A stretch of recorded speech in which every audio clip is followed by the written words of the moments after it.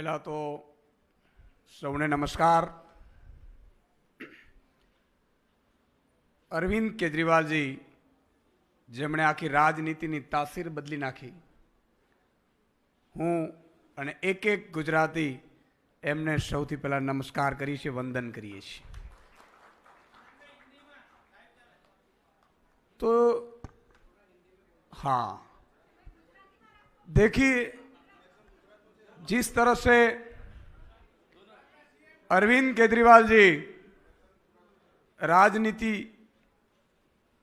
बदलने के लिए निकले, मेरे जैसे छोटे किसान परिवार का बेटा आज अरविंद जी की राजनीति में इतनी बड़ी जिम्मेदारी का एहसास करवाते हैं, ये अपने आप में बहुत बड़ी बात है। आज तक ये रहा है कि आप कोई बड़े मिक्स मिक्स मिक्स मिक्स बोलता रहीश, हाँ मिक्स मिक्स રહેશે। ગુજરાતીમાં પણ રહેશે ને વચ્ચે વચ્ચે ઇંગ્લિશમાં પણ શબ્દ કદાચ બે આવી જશે। મિત્રો, સવાલ એ છે કે જ્યારે હું ખેડૂતો માટે અવાજ ઉઠાવતો હતો, આઉટસોર્સિંગ કર્મચારીઓ માટે અવાજ ઉઠાવતો હતો, ખેડૂતો તો મારા દિલના પ્રાણ છે। સેંકડો ખેડૂતો એક આશાની ઉમ્મીદ લઈને બેઠા હોય, મારા સ્ટુડિયો આવતા હોય। એક નાની ઉંમરમાં ઈશ્વરે મને ખૂબ મોટી જવાબદારી ચેનલ હેડ બનાવીને પણ આપી હતી, પણ કંઈક ખૂટતું હતું। હું સંપૂર્ણ આધ્યાત્મિક જીવ છું, કર્મના સિદ્ધાંતમાં માનું છું। હું ખરાબ ક્યારે કોઈનું કરતો નથી। मैं ईश्वर से हर हमेशा एक ही प्रार्थना करता हूं कि मैं किसी का बुरा ना करूं, जितना हो सके मैं भला करने की कोशिश करूं। मुझे जिंदगी में मेरे लिए कुछ नहीं चाहिए, ईश्वर ने सब कुछ दे दिया।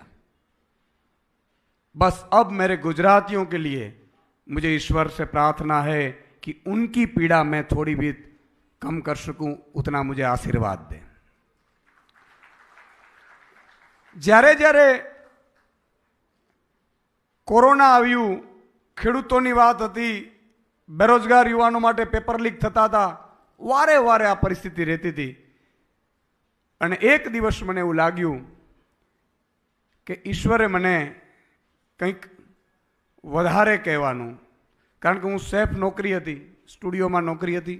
સ્વાભાવિક તौर પર તમે શો પૂરો કરીને જવાબદારીમાંથી છટકી જાઓ।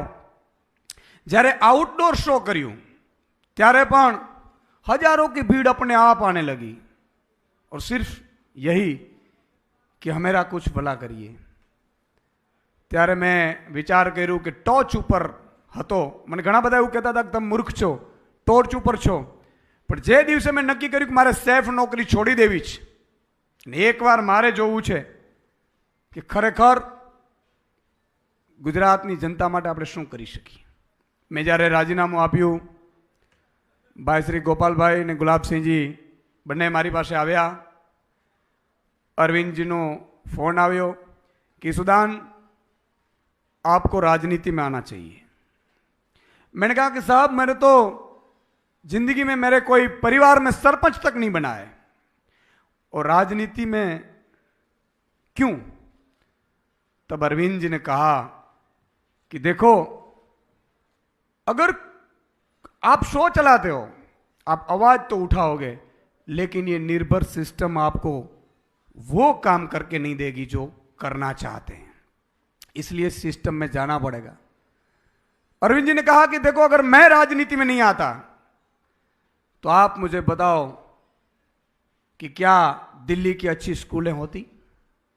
आप एक बार स्कूलें देख लीजिए, मोहल्ला क्लिनिक देख लीजिए। मैंने देखा भी, वहां जाकर देखा, और तब मैंने तय किया कि ठीक है, मैं राजनीति में आना नहीं चाहता हूं। राजनीति